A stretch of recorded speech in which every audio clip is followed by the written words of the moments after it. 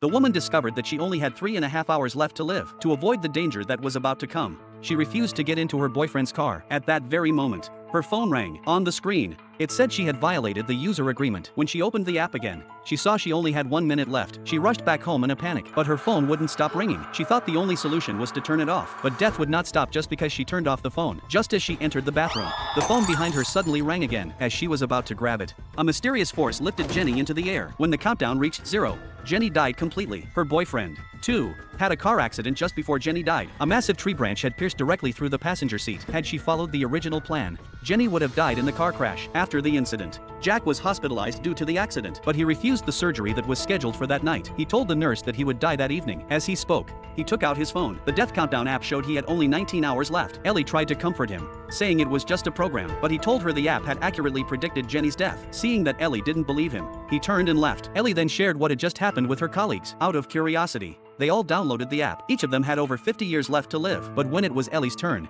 she had only 2 days remaining. At first, she didn't think much of it, but what happened next made her firmly believe it. That same night, as Jack was about to undergo surgery, he realized he had less than 3 minutes left, so he decided to avoid the operation. Just then, his phone rang again. It also said he had violated the user agreement. At first, he didn't pay much attention, but when he glanced at the mirror next to him, he saw a dark shadow behind him. When he turned around, there was nothing there. Suddenly, the shadow shattered the mirror with a crash. Terrified, he rushed into the hallway, trying to use the door to shut out the danger behind him, but that only hastened his death. By the time he tried to escape, it was already too late. The door in front of him would no longer open, and behind him, the sound of hurried footsteps was closing in.